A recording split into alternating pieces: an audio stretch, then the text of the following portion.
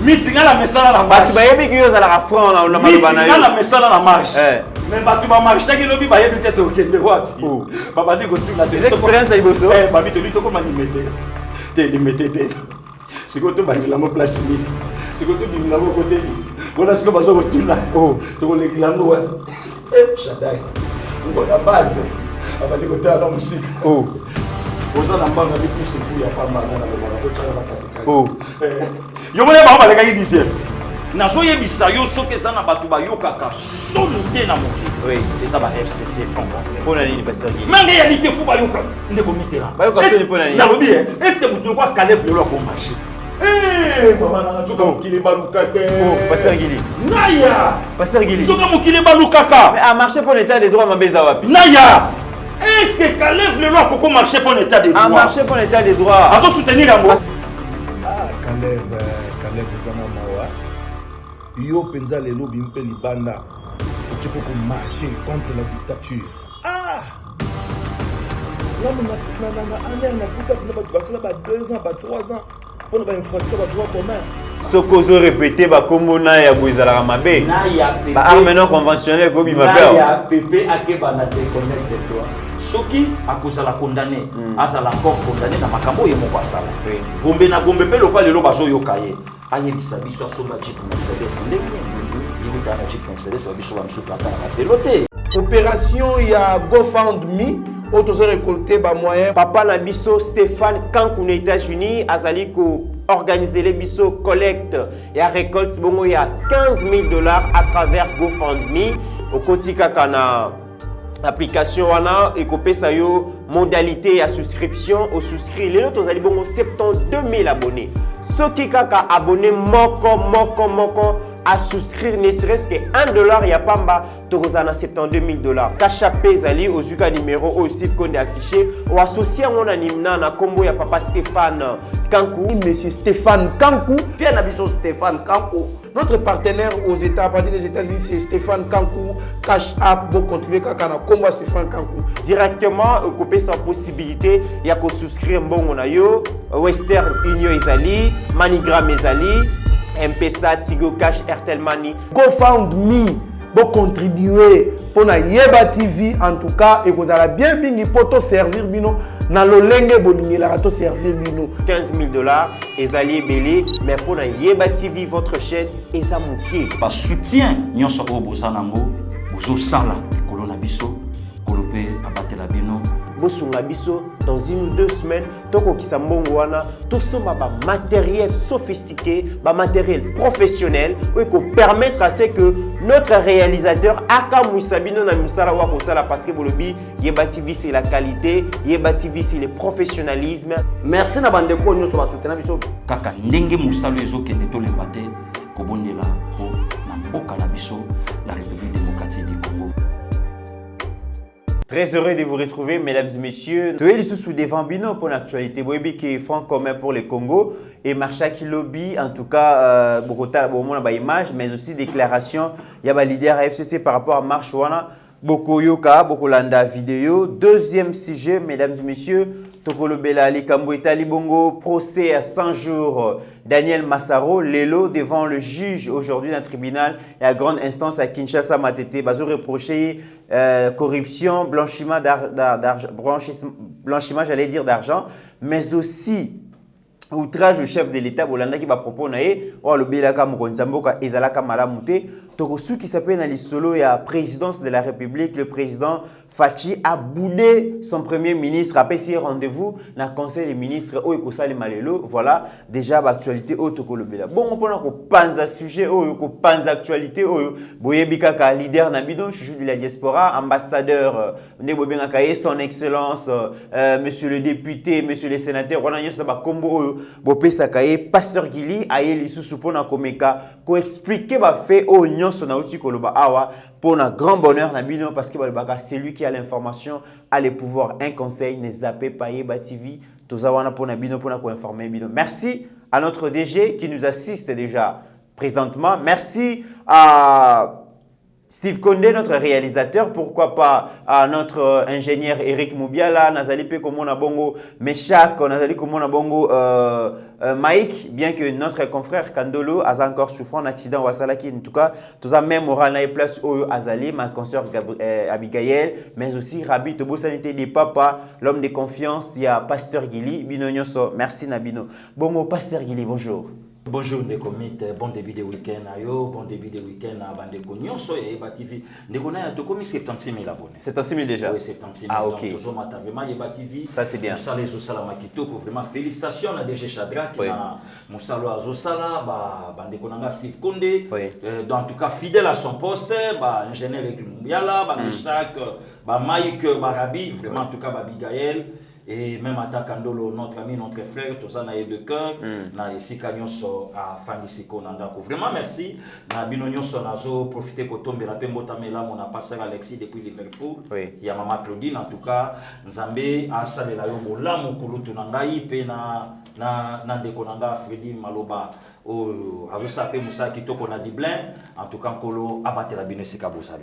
Pasteur Gili Lobby, ville-province à Kinshasa et Vibra qui n'a un rythme et à fond quand même pour le Congo FCC. Lobby tout le monde maman la démonstration, bah voisin bah la kisibino qui besoin un monopole ya balabala té, bah bimisi bah congolais na bah congolais vraiment nanzela tout le monde qui vraiment mobilisation la Pasteur Gili Lobby et intimidé bino makasi et la kisibino que bino mo besoin un monopole té parce que bah la kisibino qui besoin la majorité parlementaire, mais aussi peut baser la majorité populaire. D'après eux, Pasteur Gili, point de vue des alignés. Non, de comité là, il y a vraiment merci beaucoup. Oui. Na motuna na yo et puis merci na marche ya FCC Fonds contre le Congo. Au tomona qui a mon lobby, nekona ya bravo na état de droit et merci aussi na vraie démocratie. O izokota na katamboka na biso. De comité là, il y a pour la première fois tomona Némi Mwelania Namas.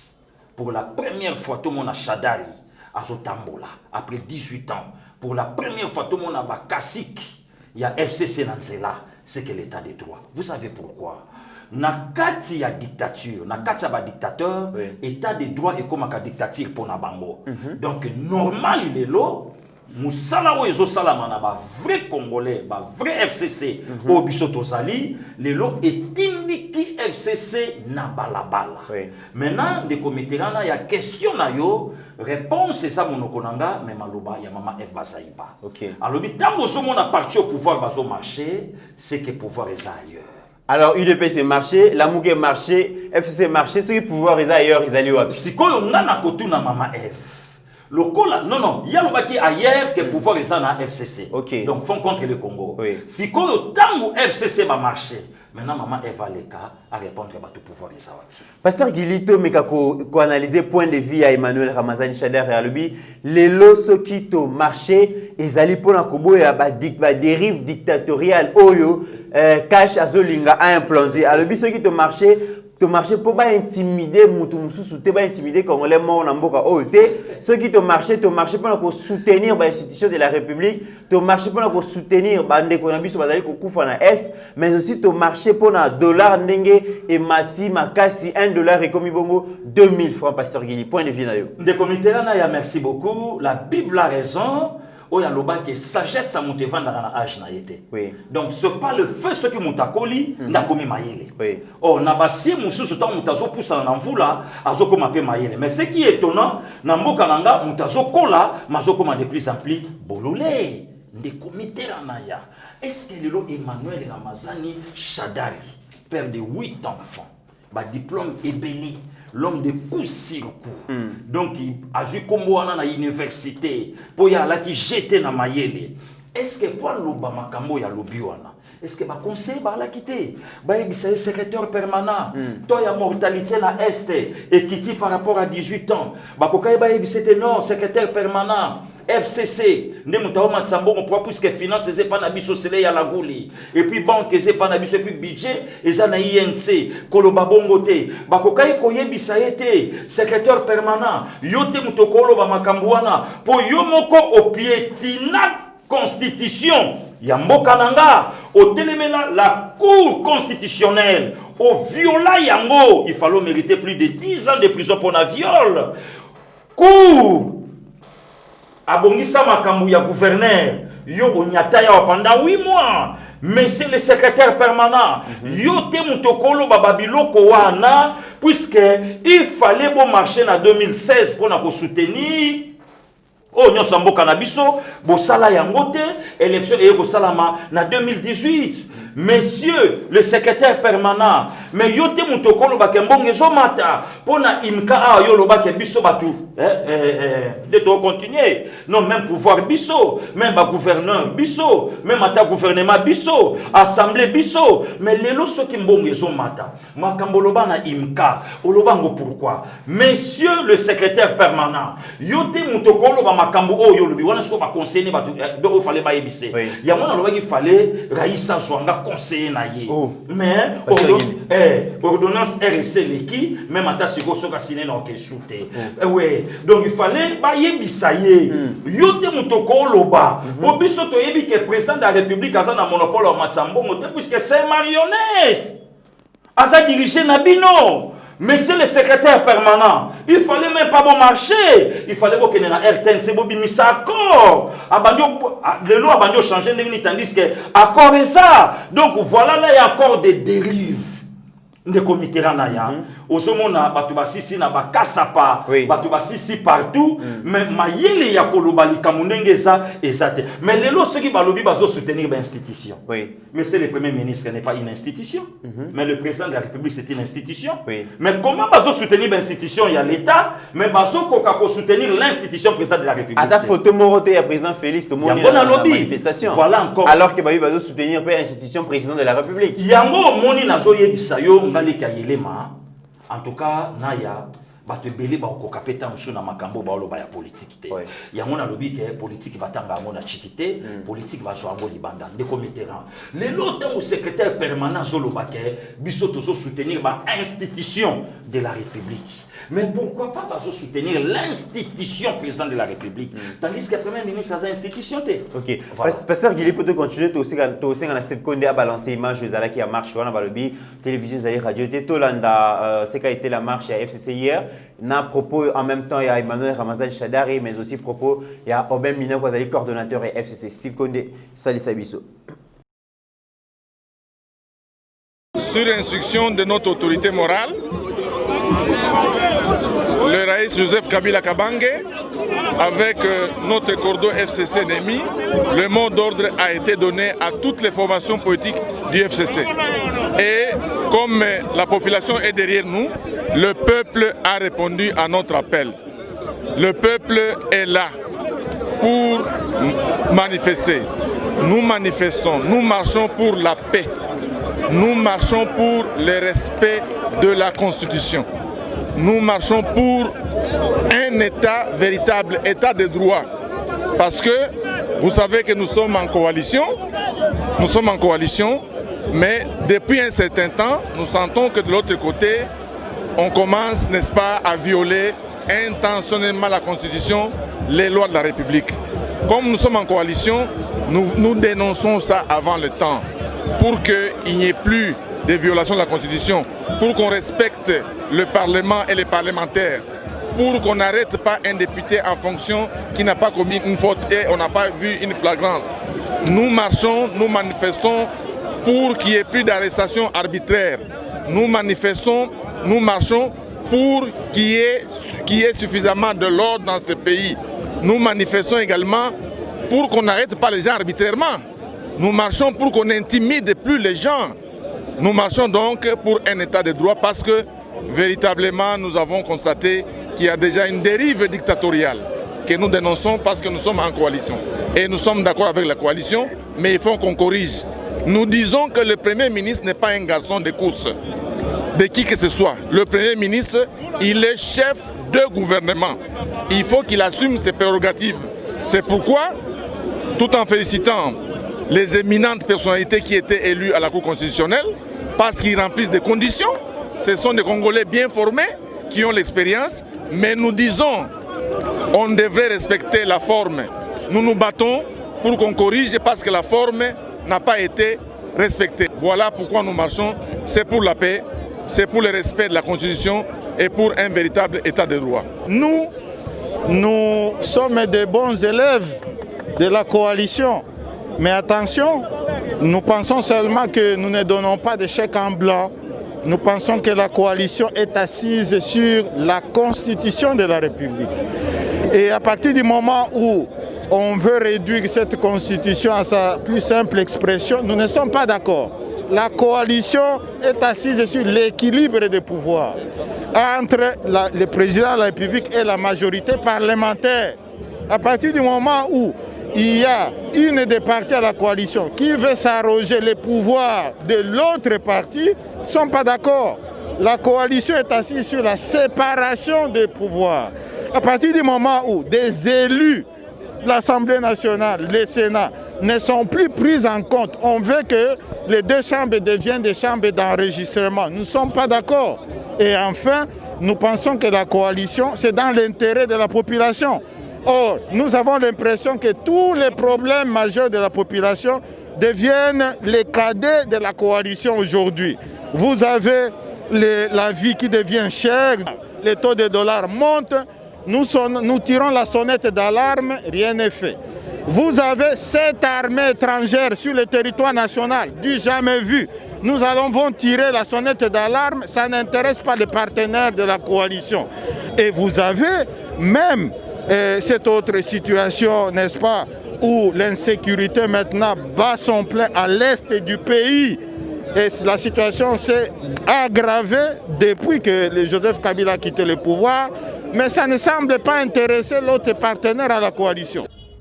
Ah, Kalev Ozanga Mawa, yo penza lelo bimpe libanda, occupé comme marcher contre la dictature. Ah! Na aner na kuta pona batu basala ba 2 ans, ba 3 ans, pona ba infraction ba droit commun. Yo pono bimi libanda pona do boki au marché. Ah! Nga pena rien nga côté droit et boucha. Oboya na ke l'hôpital. Si ba fièvre bandinga na ko soko kene ba ko sala pipité, ba yo kumanga na diba ya na Kasavubu pour passer l'échographie. Et puis nga momo na futa ko tumbongo, un détenu a foutu mbongo pour passer l'examen, passer la échographie. Et beaucoup de terrain côté droit et boucha. Oyo kozanga tongo boke boranga na ngalema na sala boye régime passé batino so bazaka mabete mais batu lokola yo bino wana nde boyini se batu muso régime passé to bité que ba régime passé batino so bazaka mabe non batu lokola yo je na courage le boke bino ko marcher contre la dictature ah ozanga mawa Kalev tomoni on a marche objectif ya marche na bino ezanini objectif na biso tozo soutenir kaka mboka na biso na ba loi nyonso tuni ba changer yango objectif na biso sala yango tambola donc yo moni place bazolinga ba changer ba loi ozomona parce que ningi zoleka na te ba selon mina kuna makambo mususu ne bazolinga ba tele mais yango biso sepe yango toujours marcher pour mboka na biso qui est toujours liboso yo zo soutenir loi Minaku na soutenir yango te o soutenir yango te jamais na koti ko soutenir yango mais Minaku aza muto FCC yo pose oyena marche FCC mozo soutenir yango te aza muto na kati FCC mais ba loi oyo zo bimana ba ronsard makambo ko soutenir yango te to ana besoin mboka qui est tout droit. OK, merci.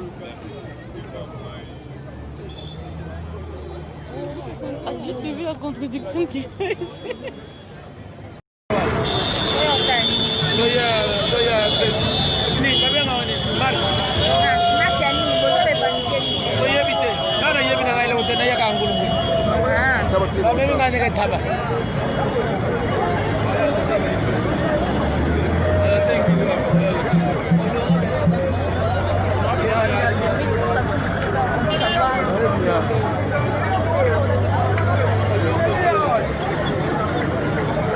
Pasteur Guilé Oti Kolanda Emmanuel Ramazani Shadari, Oti Kolanda Pe Nemi Moulania, et là il a attiré attention à Nemi à lobby situation socio-culturelle et ça aggravé ma casse depuis que président Joseph Kabila a tiré le pouvoir. Et puis à lobby Makambouya insécurité na est ils ont préoccupé par Bali na bango ils ont préoccupé toi cacheté ils ont préoccupé bato gérer les lotés surtout mingi alors na président de la République mais aussi na plateforme politique na et puis à lobby azali ko bazo insister pour que résoudre le problème il y a insécurité mais mon konzamboka aza makanisi neza libanda. De comité là, il faut que tout ça tout d'abord on a respect et puis il faut bailler la politique. Le temps où le coordonnateur Némi Moulania a zolo balikambu ya en sécurité. Oui. Est-ce que si le long a 18 ans na bango basi ba ibsa peuple congolais ndenge colonel Mamadou Ndala Koufa. Un jeune officier. Oui. Est-ce que basi ba ibsa peuple congolais ndenge le général Mboussa Mabe Akoufa? Basi baloba na biso mort ya général Baouma. Est-ce que basi baloba na biso ba makambo belé o esalama na est? Depuis Fachi est arrivé au pouvoir, baloba na biso ti lelo officier supérieur ou officier ni na Koufi o mboka bayoki. Qu'ils nous disent de comité naya. Lelo yo tango bazoloba ke situation na ezo préoccuper mo konzambo kate. Défense et décentralisation. Azaria Souberoa, Mungongo naye, peuple congolais basi bayokango. Commission de défense d'assemblée, Dada Jeannette, asaloba likambo na est. Il y a Zolo Balikamu, ni pour la situation, il y a des militaires qui sont à la parc. Il y a le général John Nombi. Oui. C'est comme bon, on a John Wapi. Les officiers vont foutre $120 selon lui. C'est qu'au parc, on a le général John Nombi. Na banyama wana azuango, ndengenini, atongelango, comment? Pasteur Guillemé, le bateau va gérer Mboka pendant plus de 20 ans. Basili, c'est insécurité dans STT. Président Félix a eu pouvoir moins de 3 ans. Vous allez exiger à sa guerre dans l'Est. Non, non. Ils ont mauvais exploité. Non. Ou soit le président Félix a comme président, il va finir la guerre donc brutalement. Ne comité bazana leçon mon côté, il y a copé sa biso peuple congolais lelo nemi ya loba. Bana leçon de comité naya. Même bazo pesa déjà leçon. Bazana leçon. Bari bo gérer mboka mabe dollar et mati, mais aussi cette armée, il y a dans il y a pays étrangers, bazana territoire de comité na autoloba na défense et décentralisation c'est pas nani. Justice c'est pas nani. De comité na ntiko yebisa yo, lelo se balobi ke mboka auto gérer mo mabe. 65% ya pouvoir et ça na FCC, batu fo ba yeba en vérité, gouvernement ba majorité, assemblée bango, sénat bango. Bon, si ko to ça na pouvoir semi-présidentiel. Oyo constitution oyo bango batayaka sur mesure. Rien que pour éterniser Kabila au pouvoir. C'est la même constitution où lelo yango fachi azo salela. Siko bango balingi fachi asala nini tandis que bango kutu balaka na monopole ya 100% ya pouvoir. Président Joseph Kabila, assemblée yaye, sénat yaye, gouvernement yaye, armée yaye, OK la police yaye, OK ANR yaye, OK babiloko tout yaye. Mais bakokai ko silisa STT. Le lot, na 65% oyo bango basanango. Le comité na oyebisa batelo comme important. Et le connu pasteur Guy. Na lobi na yo étudiant oya osala ministère na nani oya limeteni. INPP oui. Na menuisier oya zo yeko la ministère pas papa. Oui. Moto yeko la ministère pas papa. Akoyeba ministère malamu pour les étudiants. Parce que wana zo beta mon pratique. Wana zo tanga na eti mazo. Ya ko le kaeka na papier. Oui. Mais oh yazo simba libaye papier. Oui. Pourtant à 23h. Papa oyebi salobi beta kitwa. C'était wana ba beta kango boyete. Beta yango boye. Donc bango nyonso baza wana. Ba chaka na mutu ke Félix aleki bango na politique. Pourquoi? Bango tout temps ba leko yana limité. Soyi bango tout ba kia de papier la bengi fachi. Omoni ba ya kia wa meloko wana ngana yebisi bango boye na bombeli yango boye. Ezala ka boye. Ya moni vena na mo pa alobaki alobi. Alobaki le moment important lobi alobi nganga atala ki mwana na yeba plus ebele mabomba ata mibale. Donc le front contre le Congo babandi so ko sanga eloko ya koloba na peuple. Donc oyo bango basala kité lelo siko bazo kinelango fachi asala mais biso tebeke no bango atazo diriger voilà biso tebeke cop na bango. Donc kanda nyonso ana esimbi bango destitution simbité. Quand Daniel s'en est sibi bango, tous les coups, on va préparer même si les lots, ndekonaya, kobomba tetu ebi sabato, ba audio est tamboli, tamboli, ba audio est tamboli ya ba réunion ya FCC, voilà, Chadari ya lobby boy, allo papi, ouais, wana sko mutaye sa papi alali na ebite so papi nani, alali, abi oui en tout cas, secrétaire permanent lobby bokanga ba chombo, bokanga ba chombo kutu donc. bino nyonso bato bogéraki mboko mabe fo bochambongo na bino Angers puisque il faut to renforcer ba militaire na biso na armée to renforcer ba policier na biso na armée objectif ezaka il faut to renverser pouvoir puisque to la kaka autorité morale to kotika yete OK vient na biso mobo yakini fumu aboala alinga loba boye oh batune babi olingo changer yo ngoloba abino na oloba nini déjà to stokana ka to soutenir etina liwa donc babiloko ya ndenge wana nde komitera nazo yebisa yo soke zana batu bayokaka sonité na mokili eza ba FCC front contre pour la ligne pasteur Guili mais réalité fou bayoka nde komitera bayoka soni pour la ligne na lobi est-ce que mutu ko Caleb le ko marché maman na nzoka mokili balukaka pasteur Guili naya pasteur Guili nzoka mokili balukaka mais a marché pour l'état des droits mabeza wapi naya est-ce que Caleb le loi Coco marché pour l'état des droits? A marché pour l'état des droits. A soutenir la parce que Némi a lobby qui va marcher pour une arrestation arbitraire pour essayer là. Donc bazo kanga tout ça motif essayer makamwana essayer la bisonya se défendre état des droits. Mythe. Zoka makambo baluka ka boyina mokili. Mais makambo changer. Mama. État des droits. Yo tikala kaka nzambe. Biso to tikala bato. Le lo FCC azolela. Ah, Naya, arrestation arbitraire. État des droits. Mais Gérard Moulumba chez Coco Rolobanini. J'ai Coco Rolobanini. Naya, ce qui pouvoir à Fachi, et ça y arrestation arbitraire. Mais si les lots, n'a ne bomi moutouté. Quand la fidèle bazane zawapi. Tombi ya arma tungulu zawapi ndeko Naya. Hein? Viens à biso chebeya, akufandenge nini. De commit. Bakor awa na maluku awa fausse commune naya esuka ndenge nini banzoto ya banane zakuna ndeko Mitterrand massacre Yumbi 16 au 17 décembre 2018 Fachi ndeko naya fena biso katumba mwanke akufa ndenge nini crash avion mutu moka mutadae parce que yo lingité va marcher pour l'état des droits naya na yebisa yo arrestation na fois ici là tout le monde Franck Diongo tout le monde Dio Mindongala tout le monde belé ba côté ba cacho. Mais les gens quand même bon non pasteur Guili. Naya. C'est peut-être quand tu es au là non? Mais est-ce que Satan fuma koko bongo na diable? Ce qui diable bongo li motema na ya ngala ki enfer. Ah temit. Ba bongo na te. Na sambela rane pour na Satan. Parce que Satan ça la quitter. Ce qu'on a na sambela pour. Ba on va changer raté. Ah te naya. Ah pasteur Guili. Na lobi kusirku. Na yobima na kimono.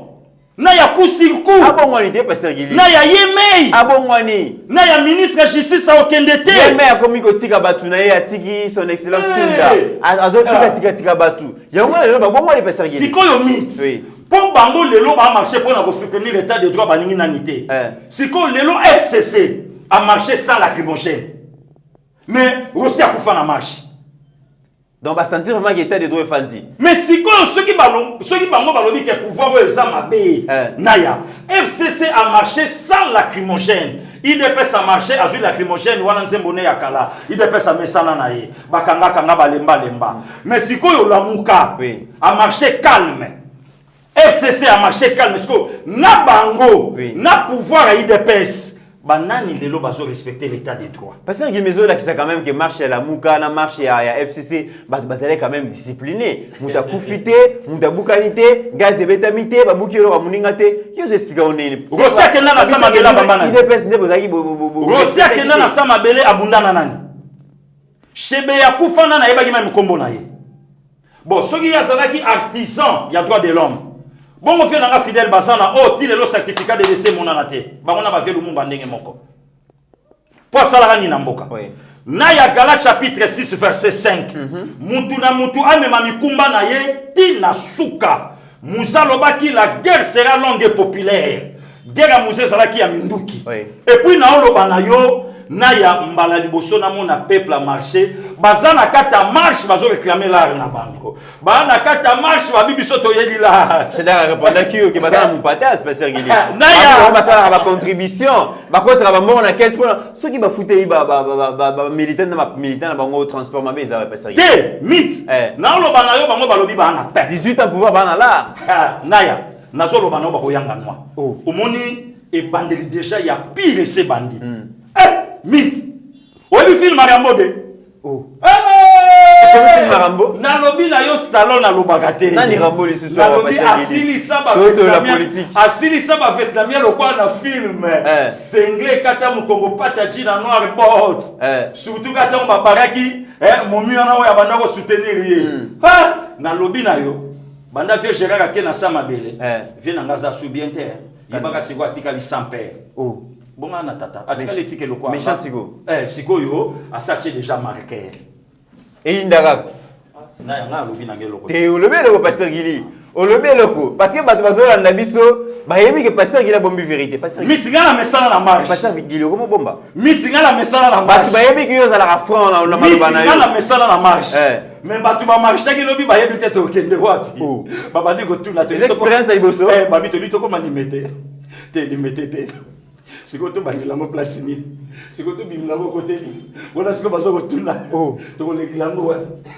Shaddai. Uko na base. Abali ko tala musika. Oza na mbanga bikusi ku ya pamba na lobaka ko chaka na katikati. Yo mona ba baleka ki 10e. Te ba ba na première rue. Sikoyo siège na bango ezalaka.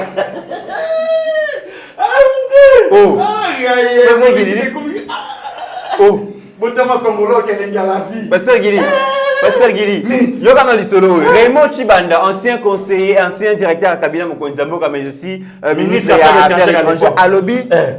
Donc Azo accusé président de vouloir à lobby nazo cité Abi Fachi Raymond Chibanda accuse le président Félix de vouloir passer sa volonté avant les lois de la République. Azo faire reculer la démocratie. Alors, le président Félix Azo comme sa volonté de licoler la constitution, azali ko boma démocratie. Naya, na lobi na yo ba ko bimisa maloba nyonso. Bazo betana mwana nkoi.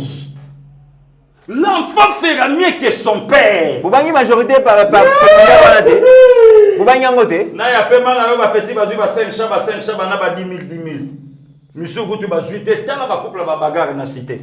Bazo taquer ba président fédéraux. Ba kimi te bele ba na ba problème. Ba kimi wa bi ba di chaba. Pasteur Guillaume Esco. Naya, na répondre Raymond Chibanda. Oui. Le longtemps où il y a Zolo Babongo, ils étaient où? Na 2016 pour bayer bisa Kabila ke to zangi mbongo ya élection te. Besoin na bango sani. Oui. Vrai problème est ça. FCC ba yaki pe na fachi pour facha respecter. Ba yaki pe na fachi pour ba étouffer. Kobo sanate, eza na vidéo moko bakendaka katanga. Oui. Baloba yango. Babi lelo to ko kasusu ko contrôler yete, a comment travailler na ba généraux parallèles. Oui. A comment travailler na officier parallèle. Donc moyen lelo to contrôler ndenge obiso to salaki et ça li souté. Ndé vertige na bango place komi yango wana ndé comité-là. Yo kanista Olivier Raymond Chibanda.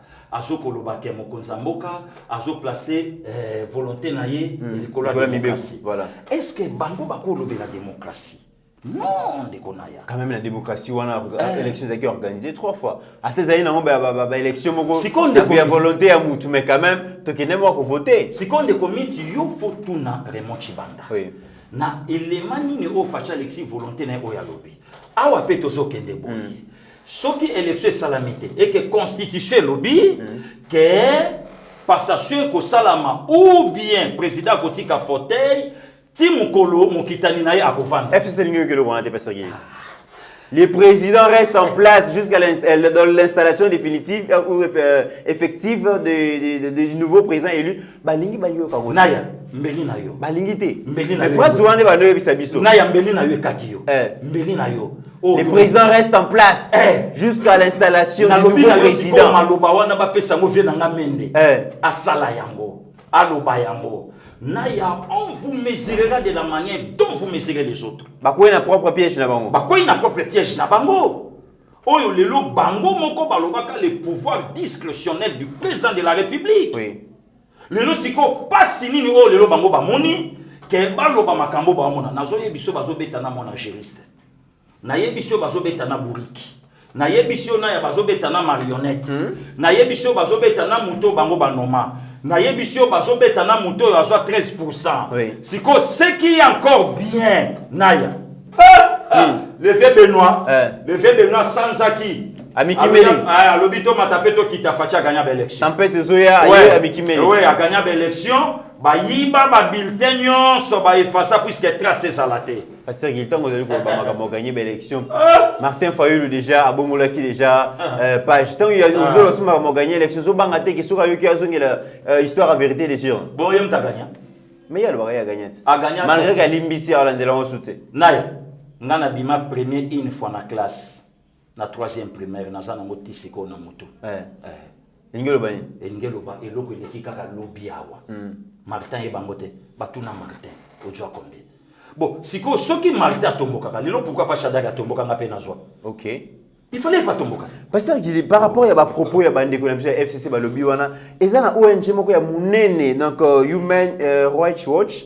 Yangwana, Balobi, l'administration du président Félix a sérieusement restreint les droits des humains. Donc en 2020, en 2020, l'administration Mokonzamboka est respecté les droits de l'homme, les droits à batouté. Tout le monde va couper la marche à Kinshasa, tout le monde va vivre, va policier, va bomber qui Freddy, Angel Moraloucha, na Goma, tout ça, Balobi. Administration Mokonzi, oh, biso totile confiance, va réduire sérieusement. Te ONG on a va na ONG on a, et ça ONG est causé par makambo belé na ba pays Afrique. Oh, ouais. Ba to bazala même derrière ba. Mais bon non c'est peut-être on va copier ça va rapporter par rapport à. Bazala même derrière la moka. Bango tout na eyambeti ka ba apostolo. Na bosimbe yamba. Oh. Yamba pe na osimbe. Mais tu vas poser un problème. Oui. Maintenant tempelo. Oui. Pas un problème. Na osimbe yamba. Na osimbe yamba. Donc pour landa kutu ba biloko yaba tala ndeko Mitterrand. Ba tu faut pas comprendre hein. En 1966, Maréchal Mobutu Alobaki to batuna quel camp de démocratie. Oui. À répondre à journaliste belge on peut l'appliquer mais pas la lettre. Oui. Batuna quelle est la nuance? Abi la nuance que le respect d'un chef, c'est quelque chose de sacré. Oui. Lorsqu'un chef décide, il décide. Mais le na kata mboka na soto monango na bamboka lokwa des États-Unis. Et si la démocratie est vendue, les policiers vont bêter mon peu babomie. Au Lobangoni, en Afrique du Sud, dawa, xénophobie. Au Lobangoni, des comités partout dans le monde. Mais les lois au moins bravo, na chef de l'État. Les lois que ce balobi, yo tout nasko FCC, nanya kimi mango. Kalev, le tout puissant. Kalev va marcher. Ah mais non, c'est que pouvoir échanger. On a ce que le professeur Maman Eve Kokisami, que ce que mon parti politique et le marché au bas pouvoir, c'est que le pouvoir est ailleurs. Pasteur Guili, Maman Eve, a bien réponse. Pasteur Guili, dossier 100 jours, Toyebaki Bissonio Soke, le procès en appel, il y a Vital Kamer et Signalé Samalelo, mais à peine le procès n'est fondé, il va renvoyer pour les 7. Je pense que Torozong est là-dessus, on a beaucoup plus de temps. Mais le a un autre procès, il y a neveu national le plus riche. La République démocratique du Congo, il y a le président de la République, il y a ses comparants président. Le long du tribunal, la grande instance Kinshasa, Matete Massaro, le Bazo Sambisaye, pardon, Bazali accusé de corruption, de blanchissement d'argent, mais aussi de outrage contre les chefs de l'État. Il y a des réseaux sociaux, il y a des marches, façon le Bela Mokonzamboka. Point de vue des alliés. Non, des comités, non, tout le Belo Kangwa. Oui. Non, tout le Bayango. Il dépêche à Bundisa Mobutu Finga Maréchal Mobutu. Il dépêche à Bundisi Musée à Bundisi Joseph. Mais insolence soyo toye komona turo nazoka moi ceux qui balaksa bango na batata na bango toté niveau impolitesse sur na moyete même ata batata mikolo ya front contre le commun ozota la niveau ya insolence wana eza ndenge na bango te ndeko Mitterrand na ya lelo tangolo bananga likambo ya Gombe na Gombe mais siko lelo l'État va voyer Bambongo Gombe na Gomba Zwa, Bakobenga déjà assonance, Gombe na Gomba Ndozo combien comme salaire, Bakota l'ancienneté nae, na baforo ya nango. Lelo tant batumsu baluki ba bimisa mbuma miso na prosa kamere, bazolo batrace ezate. Mais réponse ya kamere yango na Masaro, réponse à kamere yango na Masaro, ndekona ya justice mboka nanga asazu monopole ya osa musane commissaire. Comme libre, topé ça y confiance, topé ça y confiance. Soki Vital Kamerhe akozala quitté, azala quitté na innocenté. Soki akozala condamné, azala encore condamné na makambo ye moko asala. Gombe na Gombe pe lokwa lelo bazo yokaye. Aye bisabiso asomba Jeep Mercedes ndenge nini. Yuta na Jeep Mercedes ba biso ba msutu atana ba veloté. Donc ça un gros problème te mais est-ce que azola ngona efo perso ou bien azola ngona mutoke na biso ba congolais. Ndeloko ya ngona moni l'état alingi abanda kolandela mais ndeko naya makambo ya Gombe na Gombe ba vie belé ba na sima bazo lela déjà. Pour y pas que tant ba combo. Y pas que tant ba combo. Nazoloba no batangi kaka Bukanga Lonzo apamba mevie mo bandi koloba ngaite. Oh, ngaite. Ngaite ce combo ne komi Bukanga. De ça Bukanga Lonzo on a parmi ceux dérangés. Surtout l'ex premier ministre Matata Mpogno. Mikolo nyso saka déclaration na yebite ceux qui ont changé combo alongo gise Matata Mpogno akoma Bukanga Lonzo. Po soka balobi Bukanga Lonzo ngaite. Botuna ba ministre. Ngaite. Ngana yeb. Ils ont dérangé. Est-ce que deuxième non ya la Bukanga Lonzo? Oh. Mais il y a le bien Girata un franc ya Bukanga. Mais est-ce que batangi? Projet Bukanga Lonzo. Mais est-ce que batangi? T'es quoi ça qui premier ministre? Mais batangi était. Mokonzamo atanga ki on a 30 jours hein. Na ya batangi indépendance Mokonzamo kabina regretter ka bambongo kota na Bukanga Lonzo wana. Na ya batangi était. Batangi était. Balobi kaka likamba Bukanga Lonzo. Ngaite. Botuna ba ministre.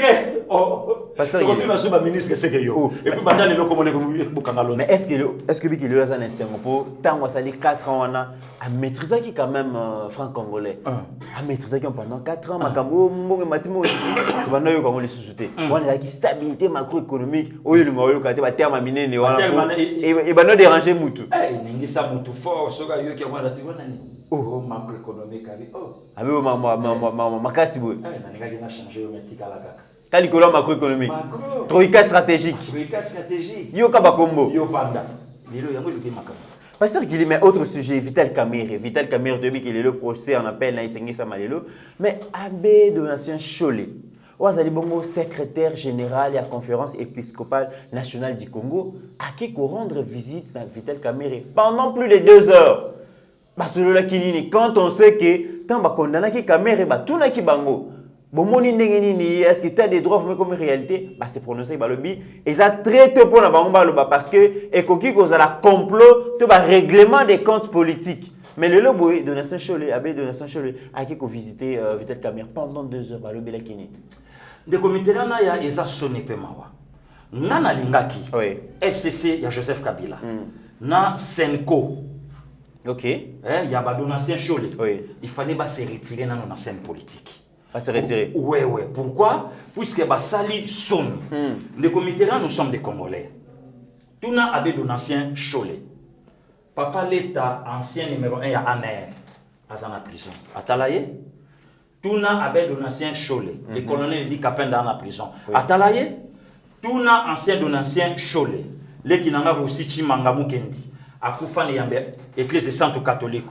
Est-ce que Abbé Donatien Cholet akenda kotala mwasi na ye na mwana? Tuna Abbé Donatien Cholet. Oui. Ndeko nanga mwasi Thérèse Kapangala. Akufani église catholique akenda kotala ye. Tuna Abbé Donatien Cholet. Le pasteur Ekofo.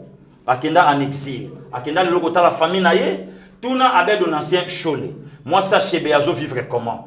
Tuna Abbé Donatien Cholet. Ata moi ça fidèle basana ba vivre ndenge nini. Est-ce qu'akenda kotala bango? Yo tuna Abbé Donatien Cholet. Moi si a papa Moussa Mabe na bana.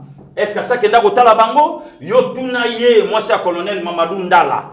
Est-ce que ça kenda kotala bango? Yo tuna ye. Moi ça Samba Kaputo. Akenda kotala ye. D'ailleurs aussitôt ake kotala Vital Kamerhe.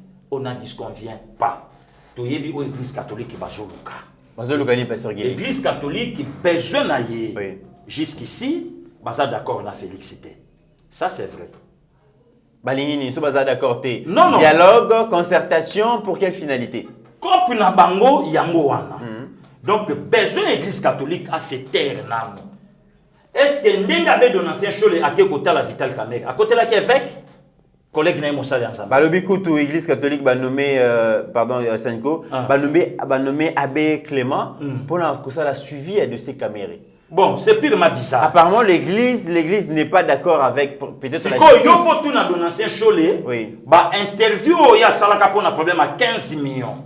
Détournement au sommet de l'État. Celle-ci a marché à la Mouka.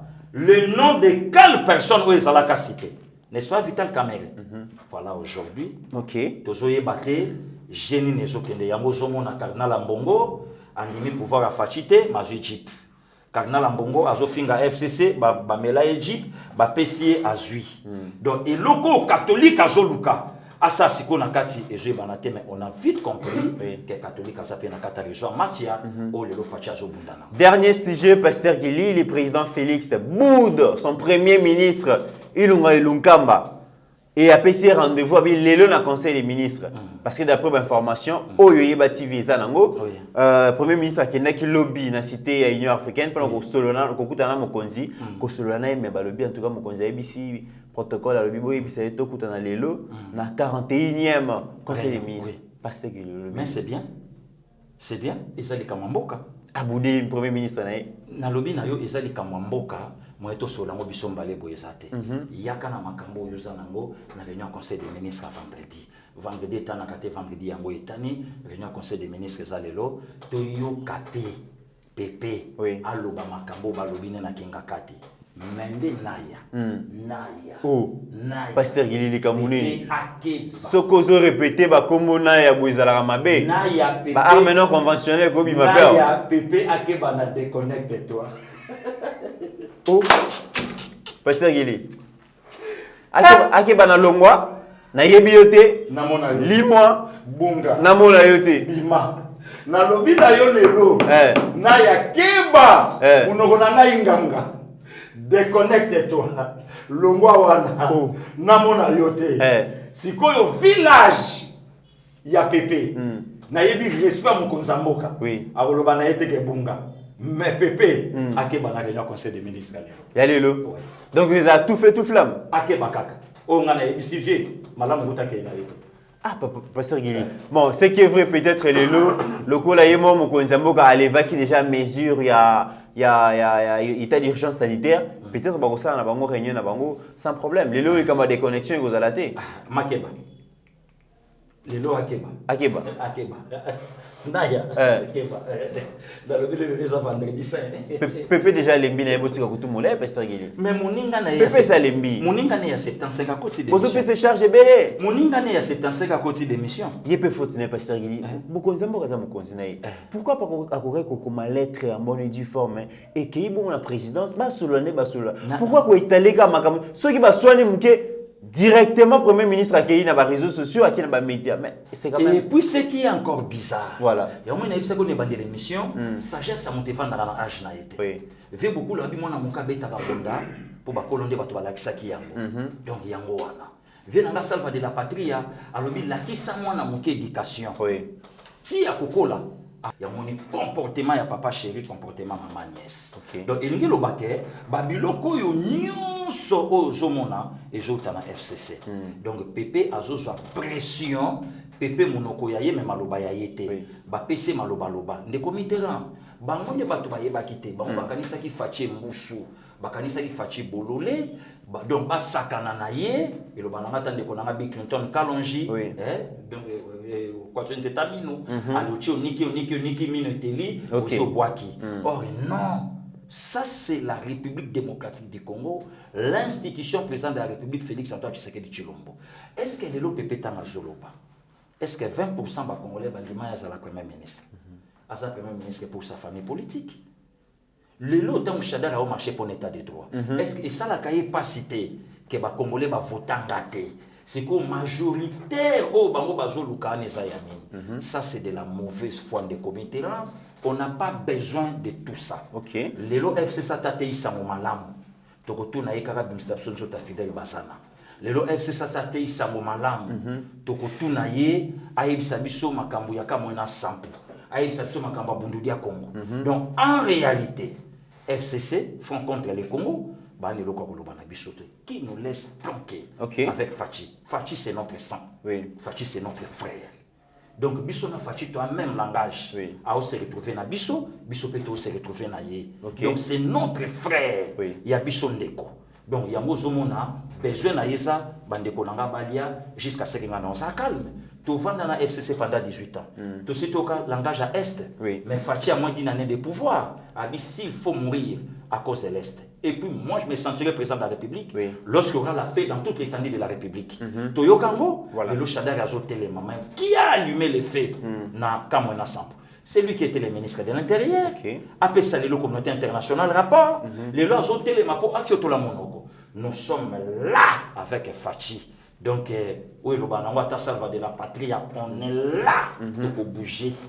C'est si Kakayo et Kokende 30 ans au Zawa. Pasteur Gili, pour le Makambo Italie, vraiment social, tu as vu que République démocratique du Congo, débat ils allaient toujours autour ya koswana FCC baswana kina cash PPRD baswana kina UDPS makambunyo swana biso batozali na ville province à Kinshasa na quelques provinces où électricité zali batala quand même biso balandaka biso bazo comprendre que président Félix azo travailler malamu parce que aza entouré na batu ya mabe mais batu wana pe baza na majorité parlementaire. Mais est-ce que bino UDPS pasteur Gili et le koni bozali ko sala na niveau ya parti pour vous qui ko expliquer batu na Congo profond vision na ya mokonzi ya mboka ba papa ba maman bofutaki président Félix vision ezalaki sala yango yo mais azo ko ka sala yango te parce que majorité eza na parlement ezolinga ba réforme te ce qui était pasteur Gili na 2023 bato baza na Congo profond kuna na mboka na yo kuna peut-être courir ezate ba makambeleka te vous êtes sûr que ba ko voter sur le président so ba moni action moko sur terrain dans le village na bango mais yango moni le FC ça zo ebate